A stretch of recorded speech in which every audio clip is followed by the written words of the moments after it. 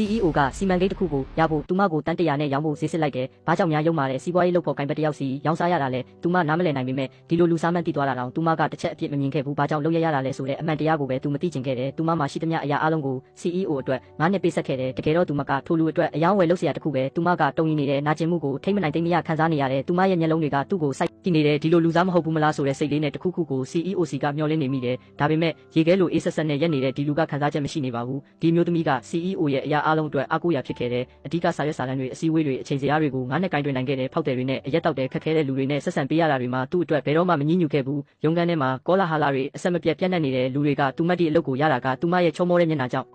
လို့ပြောကြတယ်။သူမကစကားတစ်လုံးမှပြန်မပြောဘူး။ဘာလို့လဲဆိုတော့သူမကတကယ့်အခြေအနေကိုသိနေလို့ပါစာရွက်ပေါ်မှာသူမက CEO ရဲ့အတွင်းရေးမှူးပါညဘက်မှာတော့သူ့ရဲ့ပြောတော်ဆက်တစ်ယောက်ပါအားလုံးကလွန်ခဲ့တဲ့9နှစ်ကစတင်ခဲ့တာပါ။သူမဟာသူမရဲ့နေမကောင်းဖြစ်နေတဲ့မိခင်ရဲ့ဘေးတွေကိုပေးချေဖို့အတွက်ဘာတစ်ခုမှအရက်ရောင်းနေခဲ့ပါတယ်။လူဆိုးတချို့ကသူမကိုနှောက်ယှက်ခဲ့ကြပါတယ်။ရုတ်တရက် CEO ဟာကယ်တင်ရှင်တစ်ယောက်လိုပေါ်လာပြီးသူမကိုကယ်တင်ခဲ့ပါတယ်။ဒါကြောင့်သူမဟာကျေးဇူးတင်စိမ့်တဲ့မိခင်အတွက်သူ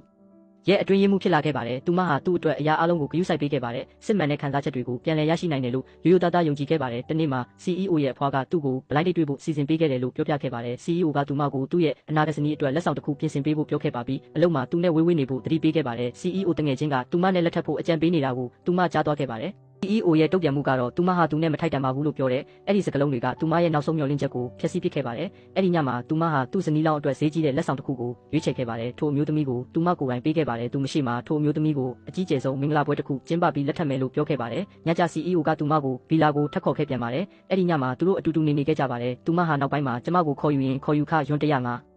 ဆယ်ဝန်ဆောင်ခပေးရမယ်လို့တောင်းခဲ့ပါတယ်။ CEO ကဒါကိုငွေပေးငွေယူလို့လွဲမှားစွာထင်ပြီးအထူးဝန်ဆောင်မှုအနေနဲ့ထပ်သုံးဆွဲမယ်လို့ပြောခဲ့ပါတယ်။အဲ့ဒီစကားတွေကသူမကိုနှက်ဆိုင်စွာထိခိုက်စေခဲ့တယ်ပြီးတော့စီးပွားရေးအစည်းအဝေးရောက်လာတဲ့သူမကိုဆွဲဆောင်မှုရှိတဲ့ဝတ်စုံဝတ်ခိုင်းပြီးသူမရောက်လာတဲ့အခါလိမ်ပိုင်းဆိုင်ရာစော်ကားသူအဖြစ်နာမည်ကြီးတဲ့လုပ်ဖော်ကိုင်ဖက်တစ်ယောက်စီကိုလွှဲပေးခဲ့တယ်။သူမကိုမြင်လိုက်တာနဲ့သူ့ရဲ့ရည်ရွယ်ချက်တွေကထင်ရှားနေတယ် CEO ကတွတ်ဆုတ်မနေဘူး CEO ကငွေရရင်အကုန်လုပ်တဲ့